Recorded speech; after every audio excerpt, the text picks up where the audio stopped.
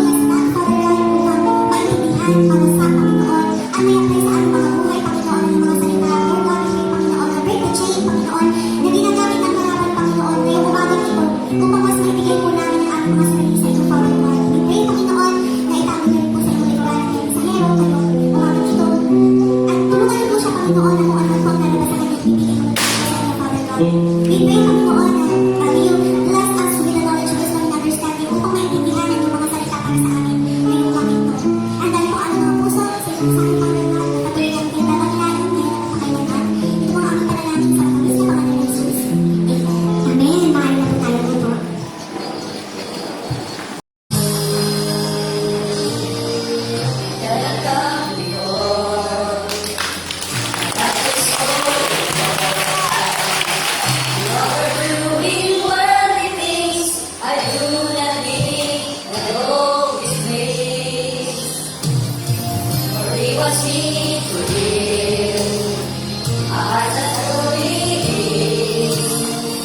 Offering of highest price, a servant who the Lord will use.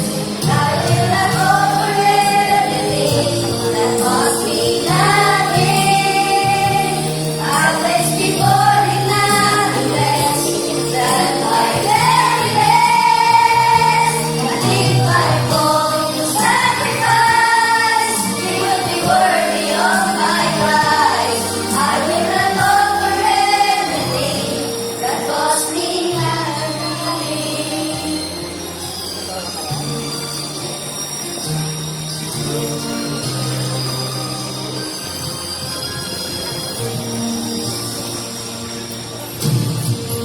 Sir, it is my Lord. How will I go? Whatever time He's given me, it's not my own, it is alone. Whatever He requires, that is my desire. Whatever He may need from me, I'll pay the cost, gain or loss. I will not offer anything that costs me nothing. I place before Him nothing less than my very best. And if I fall to sacrifice, it will be worthy of my price. I will not offer anything that costs me nothing.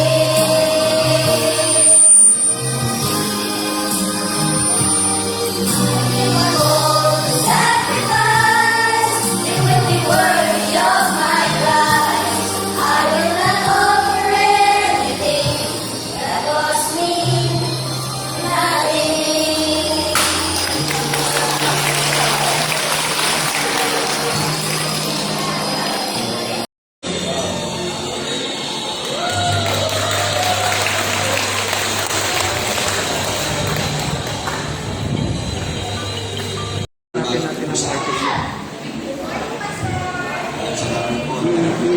Morning! Check po kayo mamaya ongoing third service. Purihin ang Panginoon tayo po ngayon ay nasa 63 taon ng pagsasama-sama o pagpapalad ng Diyos sa ating lahat. Happy anniversary!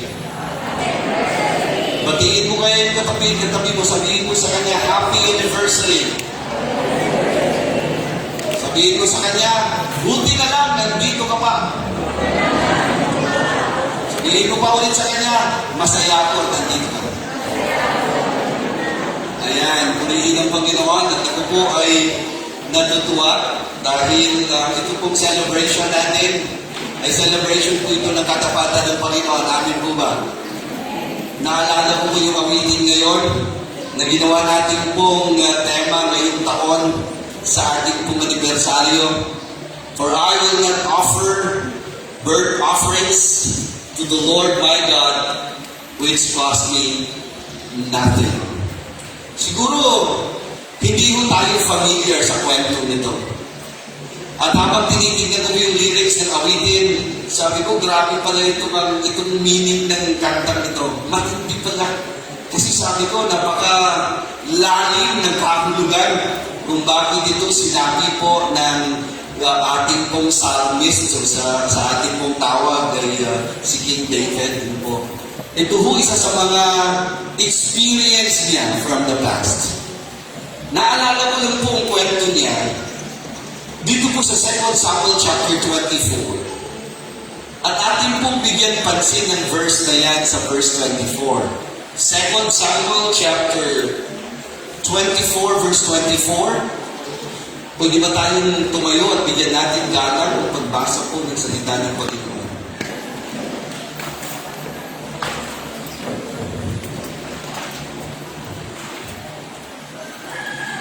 Ito ho ang sabi ng Bible. Verse 24, sabay-sabay mo tayong basahin siguro. Ready? Start. For I will not offer burnt offerings to the Lord my God, which cost me nothing. 2 Samuel chapter 24, verse 24. Amang banal, kami po ay nagpapasalamat sa inyo ngayong umaga sa pagpapala po ninyo sa amin sa loob po ng 63 taon. Kami po inyong iningatan, inalagaan, binandayan, at sa gitna po ng pagsubok, kami po inyong itinayo. Sa gitna po ng mga iba't ibang hamon bilang iglesia, ay patuloy niyo po kami, Panginoon, na pinagkaisa, at patuloy niyo po kami binigyan lakas upang mapagtagumpayan namin ang pagsubok na dumadating po at hamon na inyo pong hinayaang mangyari sa iglesia nito sa marami ng taon. Salamat, Panginoon, dahil hindi po ito aksidente kung bakit po kami naririto ngayon. Kung di nakita namin kung paano mo ninyo inalagaan ang inyong mga anak at patuloy na binabantayan sa gitna po ng aming pandemya. Maraming salamat at ito pong aming dalangin sa magaling sa pangalan ni Jesus. Amen at amen. Kung titignan po ninyo itong bahagi ito ng Biblia, ay mapapansin po ninyo yung pangyayari na nabuo at nabalutan ng isang pagsisisi. Ang verse 24 ay isang reaction ng puso ni King David sa pagkakamaling kanyang nagawa sa ating Panginoon. Actually, ito pong issue ng 2 Samuel chapter 24 issue po ito na kung titignan po namin sa mga nag-aaral sa Biblia, it's a national issue. But actually, that springs out from the very heart of the king. Kaya parang sabi ko, napakahirap pala yung ganun, ano po, na ang hari ang nagkasala, pero lahat po ng tao sa kanyang nasasakupan ay nagkaroon po ng pandemya. Yung pandemya, epidemic. Kasi meron 70,000 na namatay dito bago po ito nangyari dahil po sa kasalanan ng hari. Kaya po, ginawa po ng hari ay nagpatraba at lumapit sa Diyos sa verse 24. Ay siya po nag-offer ng burnt offering. Ang tawag po ng marami is the sin offering, so that the nation of Israel will be spared from the death of more than 70,000 na po kasi nangyari dito namatay according po sa context. Meaning, ito po yung kasalanan na nangyari kay David. Ito yung actually kasalanan na hindi mo makita ng buong mga theologians kasi may mga iba't ibang theories ito dito. Kasi ang sabi ng Diyos kay David, sabi niya, David, bilangin mo nga yung mga nasasakupan, bilangin mo ang iyong mga armies. And they came out with this number, 800,000 armies, able-bodied armies that can handle the sword. Sabi po na kailang mga general. And meron po siyang 5,000, considering na meron po siyang army ng 800,000, meron po siyang 5,000. Nakaiba po ang talento para mga marines. Kung may army, may marines. Ito po yung 500, ito 5,000 niya, ay kaya mo po batay ito na mas marami kaysa sa 5,000. Kasi yung matitibay itong mga meron po siyang apat na general na kahit ilang tao ay kayang labanan at tataludin na mag-isa lamang. Ay matitibo itong mga general ni David.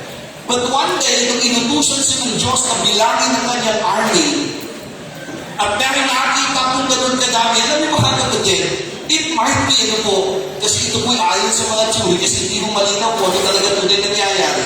Pero sabi ng Bible, and the anger of the Lord kindled against David. Nagalit ang Diyos sa magbibilang ni David. I don't know what happened.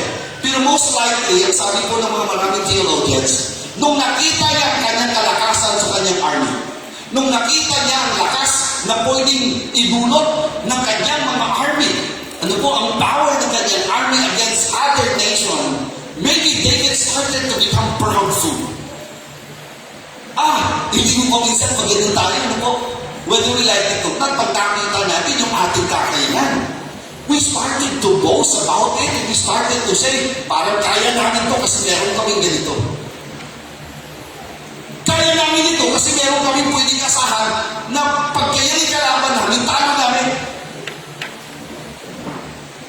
Tinitingnan natin ang ating kakayanan sa mga pagkakataon na pwede nating labanan ang sinasabi nating problema at hirap ng ating kinakaharap. Isang example na gusto kong makita ninyo ngayon.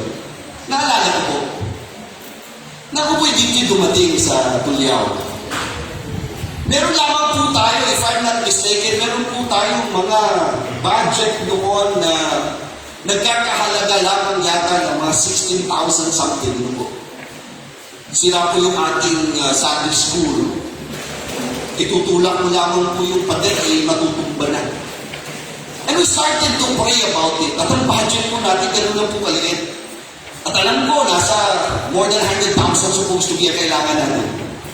But we simply step out of faith. Naniwala tayo na ang Diyos natin mas malaki sa atin kaysa ating mga pangailangan. Kapatid, nagkaroon po tayo, nasira natin yun, nagkaroon po tayo ng pader dyan. Kasi wala po pader dati. Naniniwala lang po tayo na kaya natin pagka kasama natin ng Diyos. At hindi po tayo nagtiwala sa ating sariling kakayanan. Another example, itong ating pinarulunan ngayon. We only have 200,000 plus if I'm not mistaken. We started to think, ano pa ba magagawa natin sa 200,000? Ang sasabi ko, hindi kaya pwede na gumawa ng gym. Maliit lang. Pwede natin gamitin. Maliit ang 200,000. Somebody says, kailangan natin ng 800,000 para masimulan natin. But we again step out of faith. Because we believe that our God is a great God, the God who can provide everything. And we step out of faith. Kaya kung ano meron po tayo dito ngayon, sa totoo lang, habang untangay kayo, tandang tayo, at titignan natin, sasabihin natin, ang hirap ng patayo nito. Because we have only 200,000. But believe me, by God's grace, napatayo po natin itong kinarulunan natin ngayon. Ang sabi ko po, kung bakit po ito kinukwento sa inyo, kasi po ito nangyari kay David eh. Sabi ni David, kaya natin, we have this kind of powerful army. Wala po rin siguro pwedeng lumaban sa atin ngayon. Ayon po sa mga pagkaharap na he started to become proud and try to depend his power on his army rather than God. Kaya nagalit po ang Diyos. Ano ginawa ng Diyos? Dahil sa kanyang kasalanan ng sabi ng Bible, mamili ka sa tatlong mga pagbuhos na gagawin ko. 3 taon na magkakaroon ng tagutom sa iyong bayan. O mamili ka 3 araw na meron pong tinatawag nating plague. And what happened? Pinili ni David ang 3 araw na may plague, and God killed at least 70,000 of all Israel. Nang pupunta na siya sa Jerusalem, ito pong Jerusalem na ito, pupuntahan na po ng angel of death. Pinigilan na siya ni Yahweh, at sabi ni Yahweh, tumigil ka. I am a merciful God. I don't want to continue killing. And then, here comes David realizing his sin against God. Siya po'y lumapit sa Panginoon dito. May pumunta akong propeta at siya sa haring gabi, kung gusto mo matigil dito, pumunta ka sa kay Arauna. Meron siya doon threshing floor na pwede mong gamitin bilang burnt offering. Gagawa ka ng altar at patatawarin kita, patatawarin mo buong bansa ng Israel kung magbibigay ka sa akin ng peace offering or sin offering. Abi pagdating po ni David, ayon po sa kwento ng chapter 24, Sinalubong po siya ni Arauna at sabi na "My Lord and my King, welcome." Anong may bibigay ko sa'yo? Sabi ni Haring David, gusto ko mag-alay, bibilin ko, kukunin ko at mag-aalay ko sa Panginoon. Sabi po ni Arauna, mahal na hari, teka lang. Ikaw ay ating hari. Itong threshing floor, ito yung apoy, o ito po yung mga kahoy, ito po yung mga baka na pwedeng mong i-alay sa Panginoon for free, kasi ibibigay ko sa iyo yan. For free, dahil ibibigay ko sa iyo yan. Pero ang sabi ni David, I will not do that. I will surely buy it, for I will not offer burnt offerings to the Lord my God, which cost me nothing. Meaning, ang puso ni Haring David ay hindi ho nakatuon sa pwede niyang ialay sa Panginoon na magiging libre at wala man lamang sa sakripisyo. Ano ho gusto kong palabasin natin ngayon, mga kapatid? Ito ho simpleng mga bagay na palagay ko alam na natin at ilang beses na natin napakinggan. Hindi ho ba ng lahat ng bagay galing sa Diyos and He deserves our worship? Hindi ho ba lahat ng mga bagay na meron tayo galing sa Kanya, dapat natin siyang pasalamatan? Sa itong pagkakataon, we want to come before the Lord and worship Him by giving our offerings. Pero anong klaseng offerings? Anong bagay ang pwede natin maidala sa Panginoon na magbibigay ho sa Panginoon ng kasiyahan? Upang matigil na po ang pandemic o epidemic na nangyari sa bayan ng Israel who kills at least 70,000 persons. Meaning to say, ito po ang gagawin ni David. Ay pwede na sanang gawin ito tanggapin na lamang yung binigay ni Arauna na libre na pwede po niyang ialay sa Panginoon. Alam niyo naman po tayo, in terms sa pinakamagandang parte ng buhay, ang pinakapagandang parte daw yung libre. Ano ang pinakamagandang pagkain? Yung daw libre. Lahat naman po gusto natin ay makakaroon ng libre, hindi daw kung bakit. Kaya sabi ko, natutuwa ako sa mga meaning ng kanta na kinanta namin. Kung ako'y susunod at pagsasakripisyo, tutubo man ako, mawawalan ako, it doesn't matter kung kinakailangan ito ay para kay Kristo. Wow! Yung ganda ng awitin, ano po? Kasi true to life story ito Totoong experience ito ng mama na umawit ito. True experience ito ni King David nung sinabi niya, I will not offer to the Lord my God that cost me nothing. Kaya ang ganda po ng message kung kinanta namin kanina. Sabi ko, napakagaling ng mensahe nito, aabot sa puso. Bakit ko po ito sinasabi? Hindi ba yung mga awitin natin na inspired sa mga totoong pangyayari? Tama po ba? Oo, mga song. Kaya minsan may mga song na kumakanta tayo sa example, nakita ko magandang song na sa Christian song. Itong kantang when the music fades and all things fade away. Isang group, isang church, kasama po namin ng pastor. Kung kinakanta ninyo po ito, makikita niyo po ibig sabihin ng kanyang awitin. Na pag wala na yung kantahan, patuloy pa rin ba tayo maglilingkod kay Lord?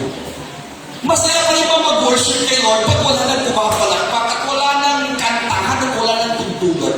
Kaya sabi when the music fades and all things fade away. Actually, hindi ko kanta to. Ito is a poem na ginakanta ng Christians po natin ngayon, mga Kristyano ngayon. Ano mo kanyang issue? Ang issue niya ganito. Minsan kasi pananambahan ng natin kay Lord ay minsan nagdidepende na lang sa saya ng mga awitin na kinakanta ng praise and worship. Kaya marami sa atin ngayon nakakonsentrate sa praise and worship kasi pag magandang praise and worship, para magandang worship. Ang iba ho, ganun pagandahan ng tumutugtog pagalingan ng mga kumakanta. Nakando na po tayo because we wanted to offer the best to the Lord. But the problem is this, paano kung wala na yung kantahan? Ganun pa rin bang tingin natin sa ating pananambahan sa Diyos? Kaya po yung mga ganung klaseng uri ng mga awitin, nangyayari po sa atin ng mga true to life experience. Inspired by a true to life experience. Katulad na rin bawa, ito'y masiguay ng buo ko talaga namang pagkantahan kasi ang sarap eh. May kanta ko narinig, Pangasinan eh. Inspired by a true to life experience din siguro to, Pangasinan. Hindi ko kabisado yung kanta pero ito yung kanta eh. Sa chorus.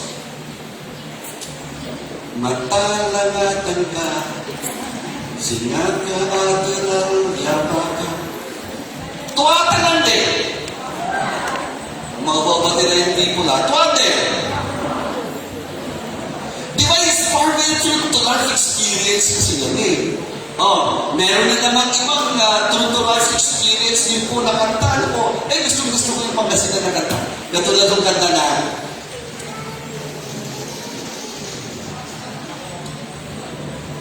Punsyano, pamilya Punsyano, musika no panangan, si Karay Alisto.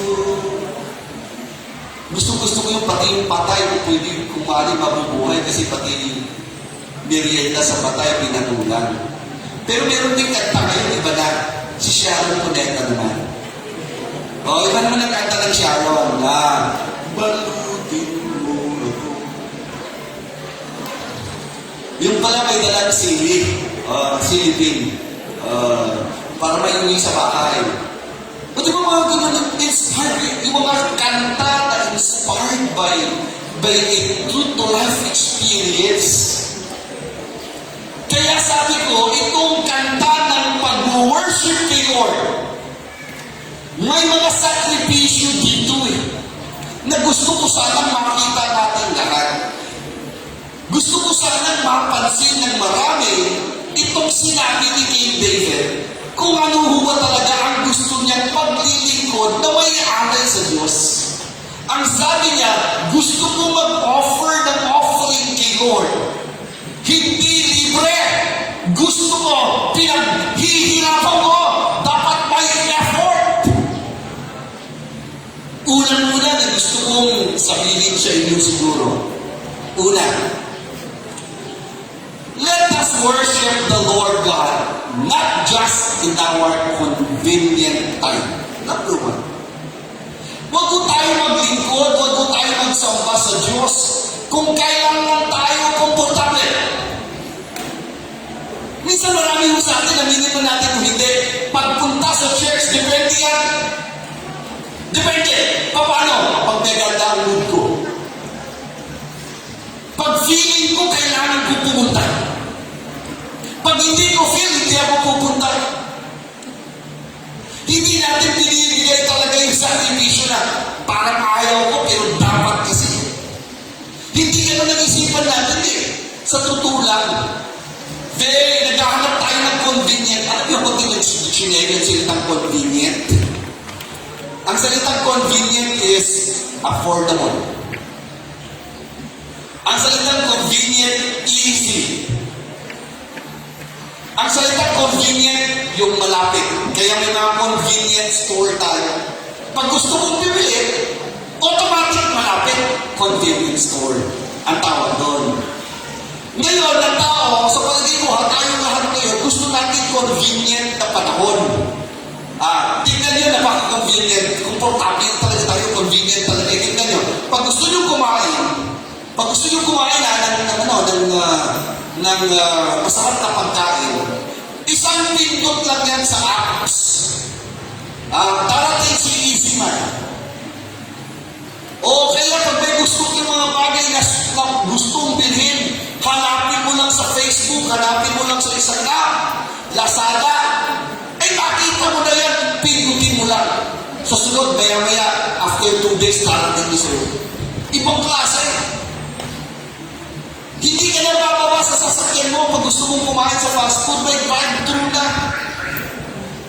Napaka-convenient ng buhay natin ngayon. Mabilisan na lang. Ang gusto natin, madali. Pag gusto mong kumain ng pancit canton, hindi mo na kailangan bumili pa sa tindahan.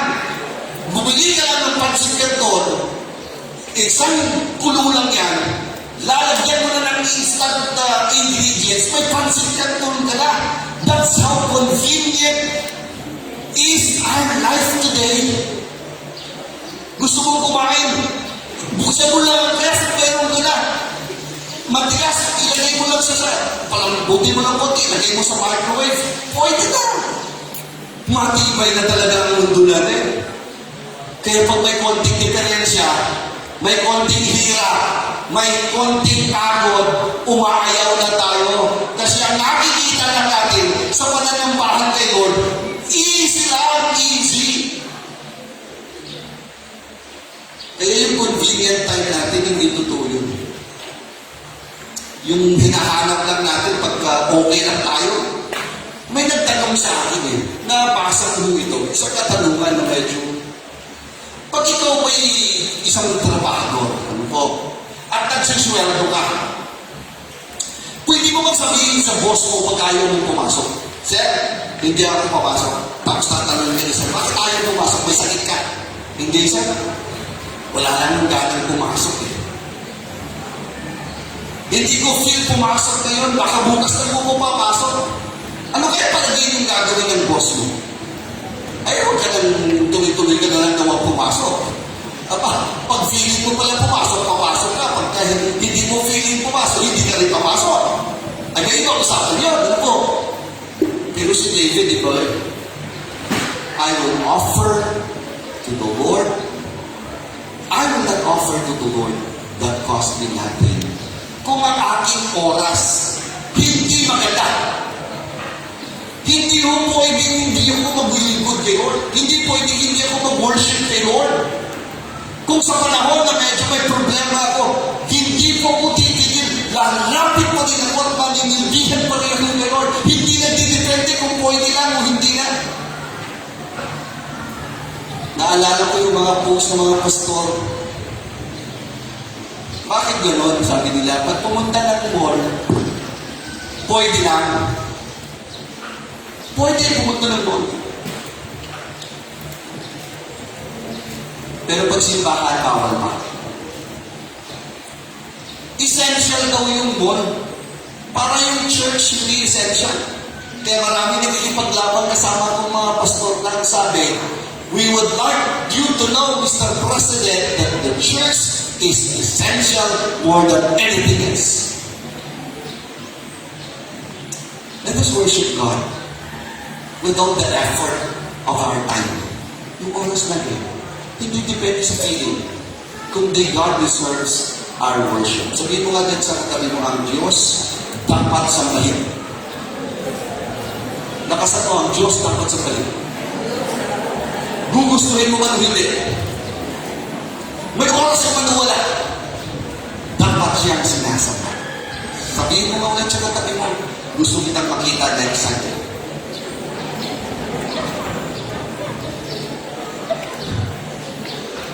Parang ayaw yata ng katabi mo. Sabihin mo nga na malakas sa katabi mo, gusto kitang makita next Sunday. Lakasan mo, sabihin mo sa kanya, hindi dahil gusto mo. Kung di dapat lang sampahin sa mo. Yan, di ba? Sige. Number 2, gusto ko pansinin ko din. Yung napakaganda kasi ng verse. Ay sabi niya dito, napansin ko din. Malimit, inspired by a true experience. Sometimes we serve God out of our convenience. Ulitin ko po. Sometimes we want to serve God out of our convenience. Ang paglilingkod natin sa Diyos, nagdidepende kung okay ba siya, madali lang o hindi. May nakita ko isang post, gusto ko yung post niya ni isang young people natin. Ang sabi niya, as a leader, hindi ka lang dapat tagatugtog. Dapat marunong ka rin mag-stand ng mga upuan. Mag-ayos ng upuan. Alam mo, minsan masarap sa praise and worship. Tutugtog ka lang, gusto mo, mag-enjoy ka. Pero pagkahugas na lang yan. Pagka pagsalangsang na napupuan, parang hindi na kasama yun. Para bang paninilbihan kay Lord kung easy lang, kung madali lang, pagka medyo mabigat, kayo na lang. Sabihin mo nga dyan sa katabi mo, hindi ganun. At anytime, ang sakripisyo ng paglilingkod kay Lord ay dapat makita. Kasi nga po, mga kapatid, ang Diyos natin karapat-dapat paglingkuran. Tingnan, alam niyo, habang tinitingnan mo po itong mga dekorasyon na ito, kagabi, mga alas 12, 11:30, tinitingnan ko hindi pa siya ganyan. Pagkagising ko ng umaga, eto na yung tsura niya. Sabi ko, dalawa lang mama ang iwanan ko dito kagabi. Dalawa lang. Kaya sabi ko, itong mga mamang itong dalawa na lang natira. Kasi 3 lang kami yata apat. O 5 na lang yata kami. Pagkatapos sa amin, kami mag-aalas 12, ako tumipikit-pikit ng mga kapata ko. Nagkapi na lang yung dalawa para matapos nila ito. Naman ko lang kung anong oras umuwi ang mga ito.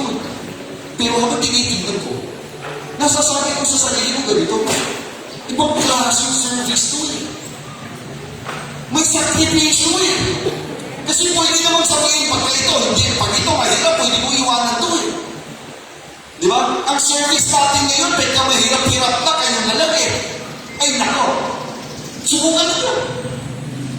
Pagkatapos ng service, tignan nyo kung sino nagsasalangsang ng mga upuan. Sino nag-aayos ng mga gamit. Kung nagsiserve tayo kay Lord, hindi nagdidepende yan kung mahirap pa pinapagawa, kung mahirap pa, o madali yung pinapagawa. Ano po? Huwag po ganun.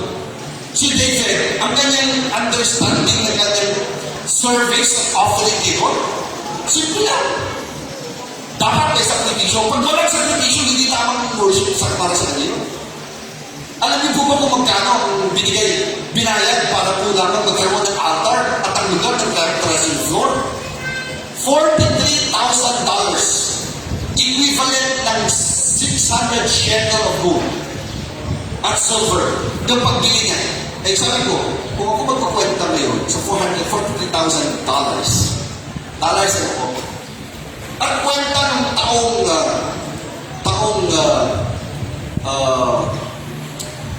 300 BC. 400 BC, magkano yung $43,000? Milyones. Milyones. So, binayaran ni King David na milyones yung lugar. Kasi ayaw niya mag-serve kay Lord ng pasimple-simple lang. Ayaw niya yung magbibigay niya kay Lord yung madalian lamang. Para hindi siya satisfied ng kanyang tunay na pagsamba kay Lord kung siya po ay naglilingkod ng panahon na easy ang buhay. Pag mahirap na, kayo na lang, hindi gano'n. Kaya sa pagsunod kay Lord, mga kapatid, tandaan po ninyo ito, hindi lahat ng oras easy. Kaya ho, nagkakamali tayo ng pagkakaunawa na pag Kristiyano na tayo walang pagsubok, hindi totoo yan. Pag Kristiyano, mas lalong kang susubukin. Ang kagandahan na ito, may kasama ka na ngayon at Diyos yung kasama. Hindi mo pwedeng walang problema, hindi totoo yun. Normal lang sa tao. Kristiyano man ka o hindi. Kaya pag dumating sa iyo yan, tuloy-tuloy lang ang maglingkod kay Lord. Amen? Kahit ano mangyari, tuloy tayo. Sabihin mo dyan sa katabi mo, kahit ano mangyari. Lakasan mo, kahit ano mangyari. Magsisili tayo ngayon. Ito, hindi porket pagka hindi mo na gusto, maayaw ka na. Pagka porket hindi mo na gusto, pagtao na andun sa, naku, ayaw mo na din. Hindi ka nun. Hindi ka naman paninilbihan, di ba? Kasi hindi ka naman naninilbihan sa tao, naninilbihan ka sa Diyos, amen? Sabi mo nga din sa katabi mo, kay Lord, tayo na naninilbihan. Amen? Ganun ang gusto ng ating Panginoon. Ito gusto ko kay King David. Bakit ito malapit siya sa puso ng Diyos talaga? Tinawag siya ng Panginoon a man after God's own heart. Pangatlo, dito na po kung matapos Eto, David offered to God his best offering. Ulitin ko po. We offer the best offering. Alam nyo, ang pagbibigay, offering pala yan. Ang pagbibigay, paglilingkod at pananampahan kay Diyos, kay Lord God. Kaya every time na meron tayong worship service, meron din po tayong tithes and offering. Yan. Kasi nagbibigay po tayo kasi expression of gratitude. Expression of love. Wala daw love na walang giving. Tama po ba? Walang pag-ibig na hindi nagbibigay. Kaya may nasabihan tayo sa Ingles, you can give without love, but you cannot love without giving. So pag nagbibigay pala tayo out from the heart, worship natin kay Lord. Ang sarap pala nun. May sacrifice, by the way. Eto, para mo sa kaalaman ng lahat, meron nung magdadala ng flowers sa yung flower offering. Kasi sabi niya, Pastor, ang ganda ng flower.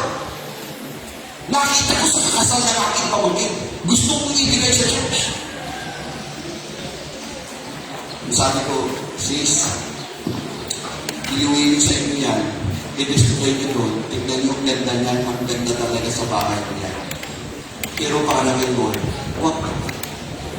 Kasi kung magbibigay lang naman kayo ng second hand kay Lord, flower, gamit na sa kasal, tapos papagamit mo kay Lord, mawatan naman yun. Anong tingin mo kay Lord? Deserve ng second hand. Anong sasabihin mo kayo? Hindi mo ba? Minsan nga meron din akong nakakita ng kwento lang to. Meron fellowship ng mga pera. Ba? May fellowship din pala ng mga pera. Dumating si 1,000. Dumating ang 500. Dumating din po ang 20, 50 at 100. Una kong binigyan ng pagkakataong magsalita sa kanilang fellowship ang 1,000. Ang sabi ko ng 1,000, mga kapatid kong pera. Nais kong ipabatid sa inyo, ako'y napaka-busy. Ako, lately, galing ako ng Palawan. Galing ako sa underwater cave, underwater river. Underwater, tama ba? Bakit ano? At paminsan-minsan, napupunta din ako sa casino. At actually, palagi ako sa casino. Galing ako sa resort. Galing ako ng Caribbean. Grabe, namamama ang 20, 50. Umabalakpak sa kumurakan. Grabe ka. Ibang klase ko talaga. Maya po binigyan ng pagkakataon na magsalita naman yung 500. Ang sabi ng 500, mga kapatid kong pera. Salamat at may friendship. Sabi niya, ganun. Gusto ko ipabatid sa inyo, lately galing din po ako sa Ulina. Sa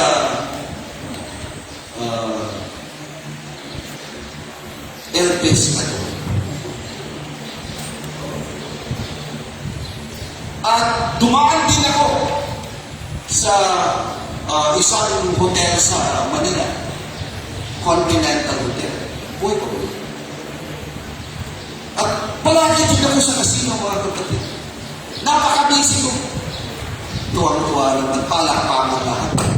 Palakpakan ng 100. Maya-maya binigyan ng pagkakataon ng 100 at ang sabi niya, mga brad, ako ay 100. Salamat sa fellowship. Gusto ko ipabatid sa inyo kagagaling ko lang ng Jollibee. Ayos na. Sabi ng mga pera, ayos na brad. Hindi lang yun. Jollibee, pwede rin ako. Brad, hindi mo. Sabi ng mga pera. Sabi ng 50. Sabi ng 50, mga kapatid. Salamat. At nandito tayo sa magpupulong nito. Gusto ko ipabatid sa inyo. Galing ako sa turo-turo na ito. Turo-turo doon. Pero turo-turo, kasi pagka Jollibee, 100, medyo may makakanya. Pag 50, turo-turo. 20 kanin, 30 ulam, makakanya na tama mo. At di sabi niya, lately galing ako doon sa turo-turo. Minsan naman doon ako sa Jollibee. Nasa likod ng Jollibee. Okay din naman. Ay, yung 20. Sabi ng mga 20. Mga kapatid, kung busy kayo, wala kayo sa akin. Ako, busy. Palagi. Lagi ako na pupunta palagi. Pero ito matindi. Sabi ng 20 pesos. Kamayan mo. Bakit ako? Galing po ako sa offering niya. Galing ako sa offering plate. Palakpakan ko sa inyo. Brad, buti ka pa, nasa offering plate ka palagi. Sa akin, bihilang. Minsan pag nagbigay tayo, konti. Depende yan yan. Kung gusto natin magbigay o hindi. Si David, gumastos ng milyon sa kanyang panahon para lang may offer dito. Matanda sa inyo na magbigay kayo ng milyon. Ang sinasabi ko lang po ganito, magbigay kayo ng best. Kasi this is my understanding. Correct me if I'm wrong. Sa lahat ng mga church members. Correct me if I'm wrong. Sometimes we gift depending on how we value people. Hello? Minsan mo nagbibigay tayo, depende yan kung gaano kahalaga yung tinitignan nating tao eh. Naniniwala mo ba? Gusto niyong patunayan mo siya.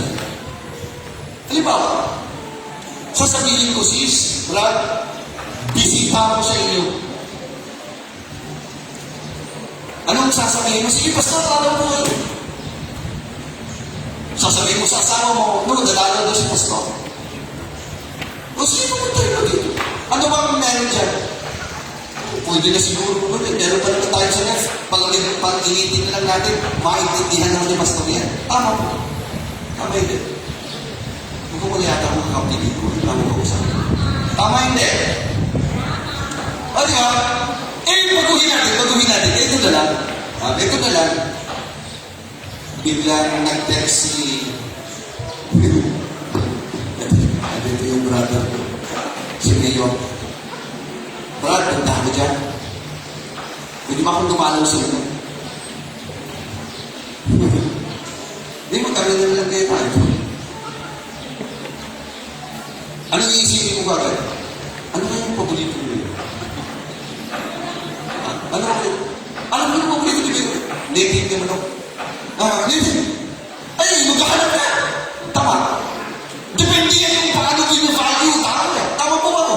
Hello, tama po ba ako kasi? Maging tutulong po tayo. Hindi ko paano mo si this is the president of the Philippines.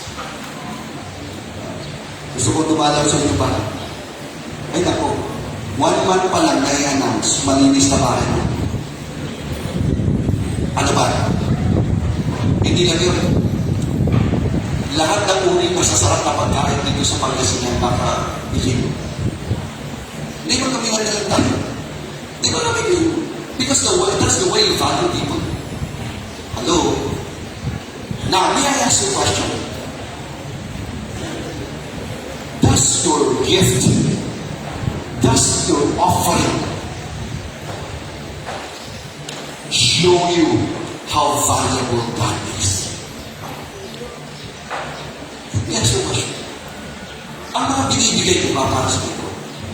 Hindi depende na yan sa value mo sa ito. Hello? Hindi. Gusto ko lang mong makita ninyo na kung may ginagawa tayong gano'n, paano ba natin gina-value si Lord sa ating mga offerings, sa ating mga gift para sa Kanya, sa ating oras, sa ating kapasidad.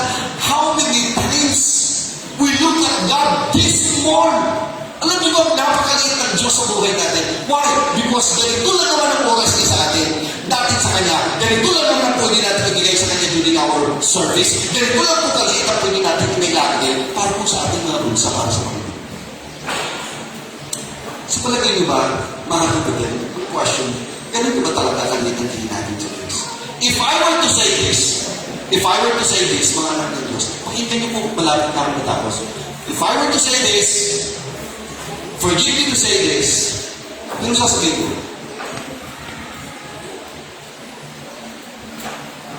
kung i-measure natin ngayon. Ang kayang binigay ng Diyos sa iyo at sa akin, yung pagpapala ng Diyos sa lahat ng meron ka ngayon, ano? Sasakyan, pinagkikitaan, lakas ng katawan, bigay at regalo ng Diyos. Ganun ba kaliit ang tingin mo sa kanya? That's why He deserves this small time that you can give Him. This small gift that we can give Him. This small service we can give to Him. Na parang ayaw natin magsakripisyo in terms kung ang pag-uusapan tungkol sa Diyos. Ito yung sinasabi ko sa wife ko. Sabi ko sa kanya, lagi, parang awa mo na, huwag mong tipilin ang gawain ng Diyos. Bakit? Because we are serving the best ever God. Most, for me, walang kapatid. Siya ang ating pinaglilingkuran. Malaki. Walang katulad. Lahat kaya niyang i-provide sa inyo, kaya niyang ibigay ang proteksyon. Kahit sa COVID-19, kaya ang proteksyon sa mahabang pagkakataon isang taon na nakukukunti ang kaso ng Sta.Barbara. Samantala naman napakarami. Tayo pupunti. Ganito po pagkakasikaso ng Diyos sa atin. And then, ganito lang baka late ang pwede natin maialay sa Panginoon. Ganun lang ang oras ang nararapat sa Kanya out of the blessing na binigay ng Diyos sa atin lahat. I don't think so. I don't think so. The gift that you can give is how you will value the person. So this morning, bago ko magtapos, I would like you to answer this question. Gaano mo ba binavalue ang Diyos ngayon sa iyo? Malaki o maliit? Depende yan sa binibigay mo sa Kanya. Depende yan sa paglilingkod mo sa Kanya. Depende yan sa kaya mong isakripisyo para sa Kanya. If He deserves everything in our life because everything was given by Him, I think He deserved the best time, the best gift, and the best service. Let me repeat. If God is a God who provides, a God who can make everything possible to you, He can protect you and He can bless you of everything you need. Listen to this. Question. Do you think He deserves what you have given to Him right now? Do you think, kung titignan mo, deserve ba niya ang klase ng regalo ng panindihan mo para sa iyo? If that is the case, again, sana po, ma-realize natin, katulad ni David, ayaw na ayaw kong maglingkod sa Diyos. Ayaw na ayaw kong magpuri sa Diyos na walang pagsasakripisyo. Let us bow down our head and close our eyes. Mga kapatid, once again, as your head bowed and eyes closed, ang ating panalangin, mga kapatid, sa Panginoon ay mabigyan natin ng Diyos ng best. Remember, He has given us the best gift, His own life. He has blessed us with our lives. He also blesses us with finances, good relationships maybe. Or maybe some of us are enjoying life because God has just blessed you with more than you deserve. Ang galing, dami yung pinagpapala. The question is, gano'n naman siya kahalaga sa buhay ng namin? Gano'n naman kahalaga ang Diyos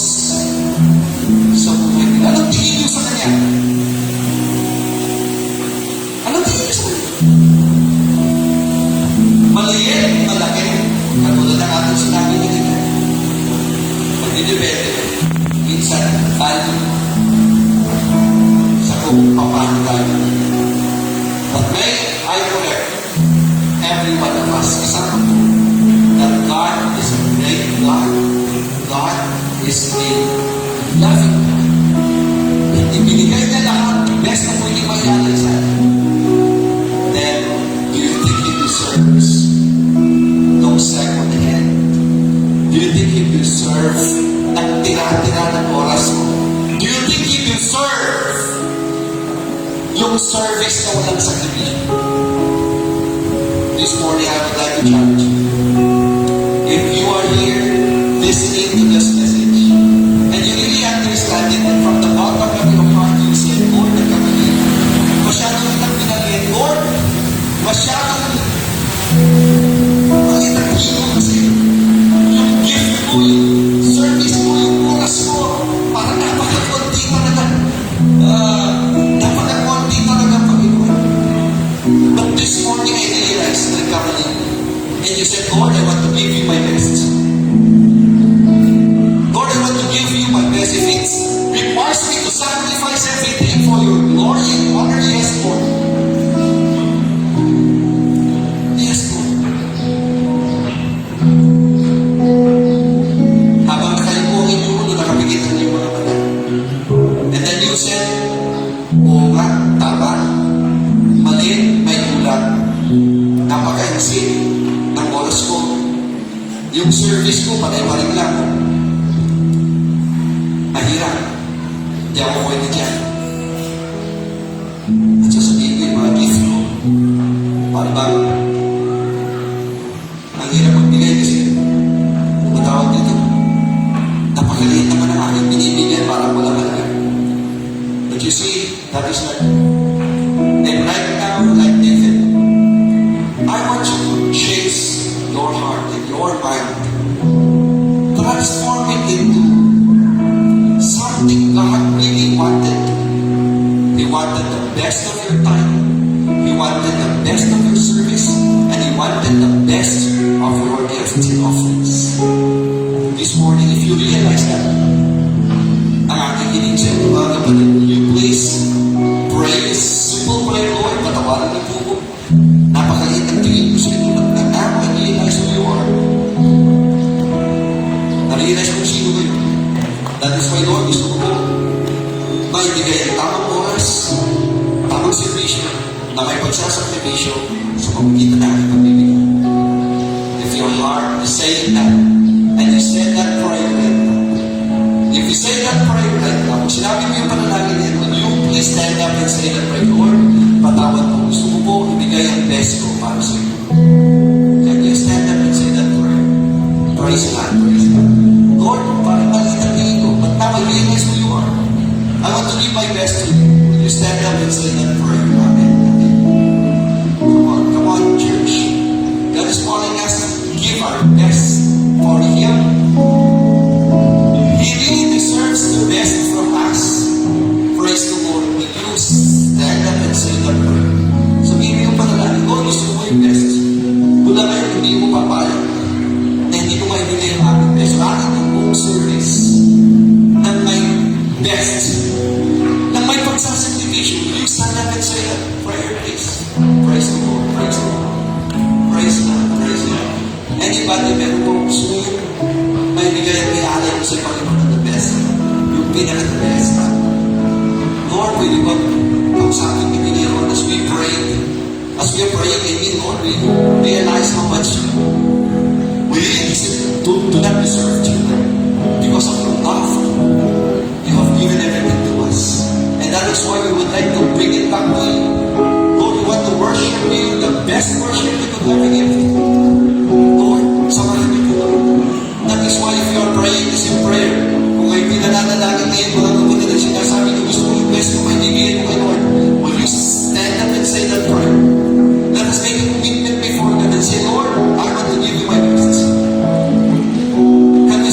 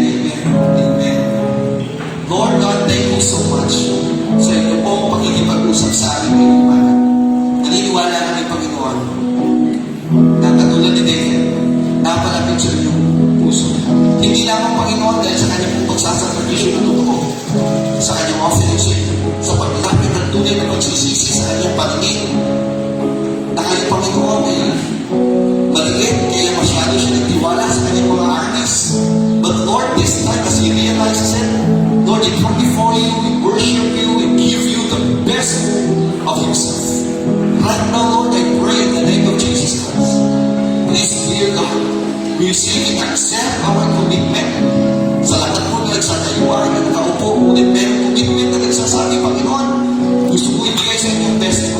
Gusto mong maibigay ang kaya mong ibigay na may sakripisyo dahil ito ang pinaka-the best na pwede ko maiatay sa inyo. Lord, may you lost or gain, but it doesn't matter. The most important thing right now, that you will be glorified in us. Lord, thank you so much sa salita ninyo. Binabalik ko po sa inyo lahat ng kapurihan at kawalatian sa matamis sa pangalan ni Jesus. Amen.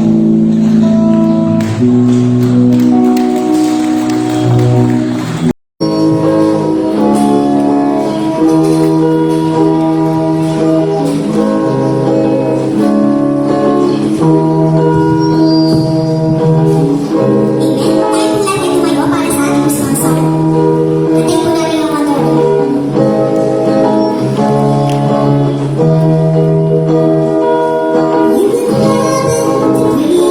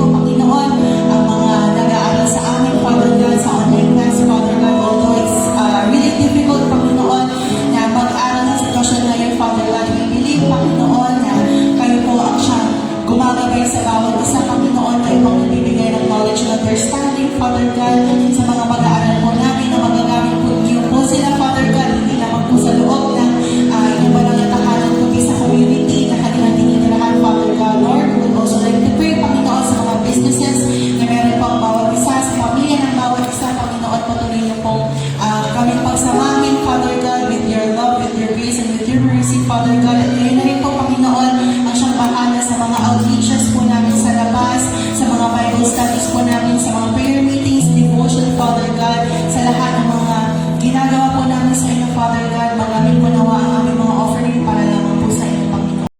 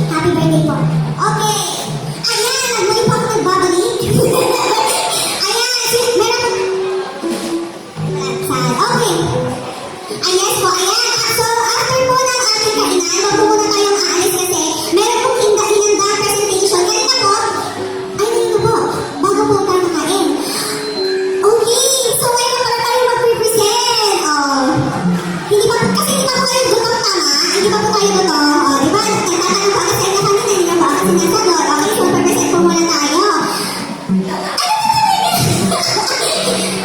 Ay, busy pa daw. False alarm mga young people. Kalma lang tayo, kalma lang natin. Okay, pati kasi ako kakain muna tayo. Final na talaga, hindi na po ito scam. Kakain po muna tayo dahil, alam ko po, nahihiya na po kayong sabihin na nagugutom po tayo, pero gutom na talaga tayo. Okay, so, Si Pastor pala may sasabihin po muna. Bago ho tayo kumain, meron na ho tayong final na desisyon na gusto kong iparating sa lahat. Meron na po tayong 3 na elder na gusto po natin i-appoint sa ating pong leadership. Tatawagin ko po sila bago tayo kumain. Ano po? May I request si Brother Eric, Brother Eduardo de los Santos Jr. Andyan po ba kayo? Dito po kayo, Brother Ed. Ayan. Pagkatanggal po, palakpakan po natin ang ating leader sa church. Si Brother Jelmer Loresco. At si Brother Reggie David. Sorry, ano ko yun ano nangyari sa akin? Nakakain lang ako ng balat ng lechon. Nakalimutan mo na lahat. Ang sarap pala ng lechon sa Elmas. Ano po, salamat Brother Joel sa masarap na lechon sa Elmas.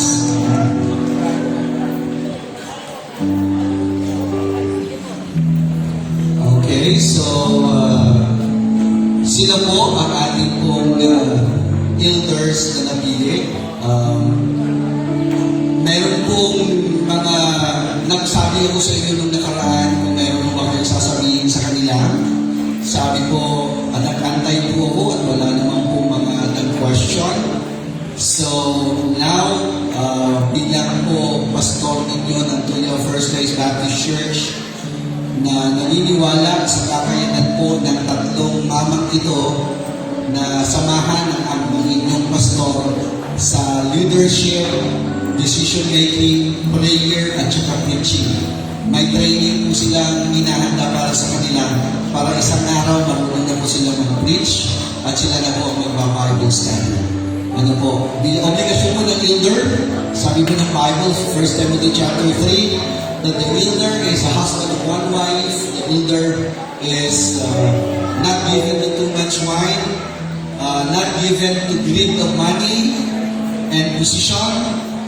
So sila po ang napili natin doon sa criteria na yun. And therefore, ayon po sa Acts at sa ibang part sa Bible na ina-appoint po natin sila sa trabaho ng pagtuturo ng salita ng Diyos at pag-Bible study and prayer, which is the number 1 responsibility ng ating mga elders. May I request everybody to please stand up at tayo po ay i-bless po natin sila at i-install natin sila sa posisyon po ito. Dalawa po ang posisyon, officer po sa church na alam po natin bilang Southern Baptist. Pastor, elders, and bishop are one and the same. Isa po yung posisyon. At meron din po tayong tinatawag na sa Bible, sa 1 Timothy chapter 3, meron din po tayong deacons. So deacons will be elected from among ourselves as the Bible teaches us. So ito naman po ang ating mga elders. So later on, sila na po ang kasama po na mag-design. By the way, ito po yung obligasyon namin. Sila po ay kasama po na tumayo na mag-design. Sila po ang pagkaayos ng mga problema at issue na pwede pong mangyari sa church.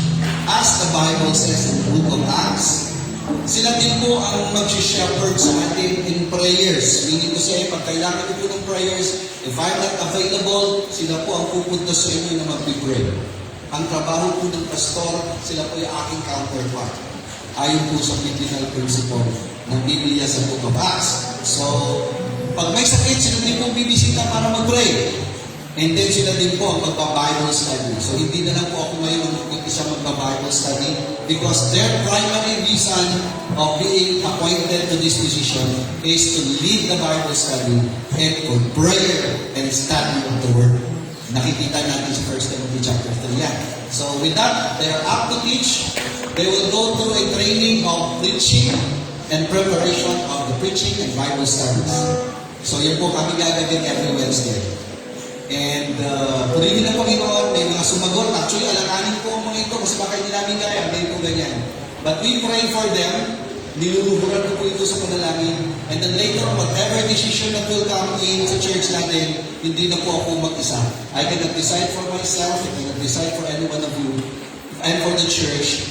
These men will decide with me. Wala po akong desisyon na hindi ko nila sasalakin. Wala po silang desisyon na hindi ko kasama. Ano po? So, para po may check and balance po sa church na. Para wala pong lording of the church. Ayaw po ng Bible ang sabihin na ilo-lord po namin ng church. Hindi po pwede yun. Okay po? Yan po ang ating pananaw. That's why we need people like them to take care of the church. Leading off of taking care of the church as a bishop, elder, and counterpart ng pastor. Maraming salamat po. Let us raise our right hand and let us pray for them as we install them to the position of elders. Banal na Diyos, Ama namin na nasa langit, purihin po kayo. Kayo po, Panginoon, ang nabigay order sa church. You have selected elders from the very beginning of the New Testament church. Si Peter, ang sabi niya, fellow elders. He talked with the elders. Provision po ng spiritual food. Sila ay mag-aaral ng salita ninyo. Sila, Panginoon, ay mamuno ayon po sa damdamin ninyo. Hindi po dahil sa damdamin nila at sa posisyon nila. But Lord, they will protect your church at all costs. They will take care of the church, Lord God, by protecting it from false doctrine, dahil ipiprepare nila kayong mga sarili, Panginoon, sa pag-aaral ng salita ninyo. And Lord, we also pray for their leadership and their family. Lord, salamat po sa mga buhay nila because, Lord, naniniwala ako, hindi mo sila babayaran ng church. But Lord, they have given their lives already. Nakita na po ang kanilang pagkasakripisyo for the past 2 weeks. Ang lahat ng mga preparations, lahat ng mga prayer items and prayer time that we went together.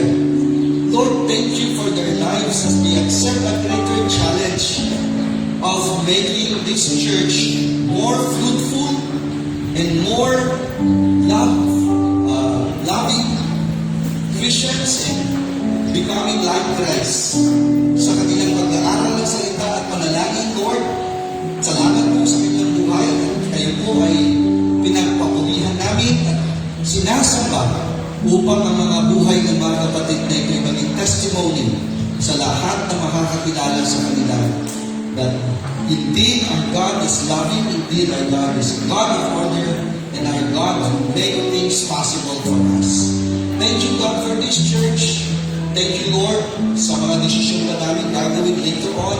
For your glory and honor, we will always put that first. Lord God, that our love to you will be the best basis of our service to you as well. Even, Lord, to the church. Thank you for this men of your church, Lord God, that is willing. And Lord, I pray na sa mga susunod pa mga kapatid na mga kalalakihan who are also willing to be part of leadership. Lord, we pray for their lives as well. Prepare them for this greater responsibility of leading the church according to your will. Now, I pray, Lord God, ang wisdom, ang protection, at ang pag-aalaga niyo sa kanila. Sa pangalan ng Ama, ng Anak, at ng Espiritu Santo. Amen. At palakpakan po natin ang ating mga leaders sa church. Mahuhuli na kayo, I just want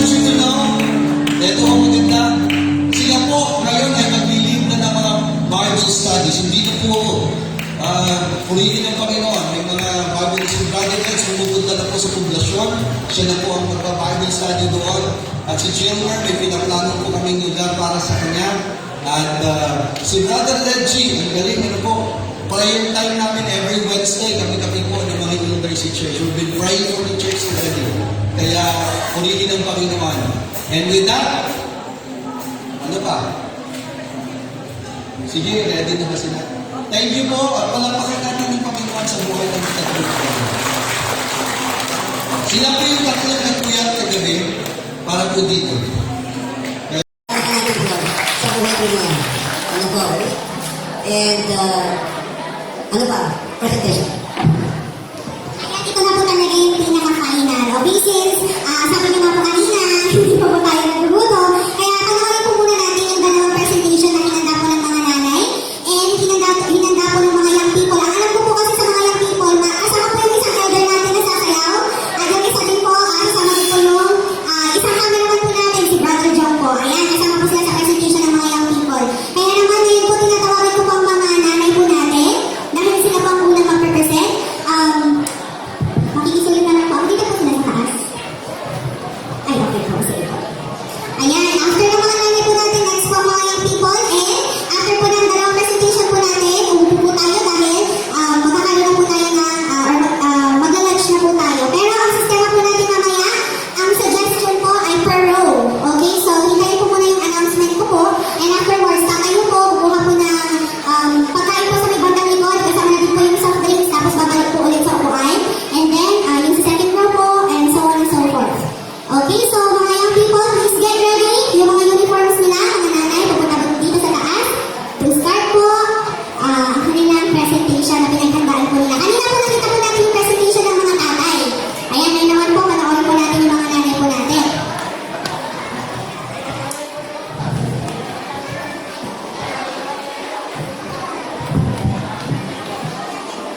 Pwede po ba natin palakpakan yung mga nanay po natin? Ayan, sana po sa susunod na may presentation po mga nanay, makasama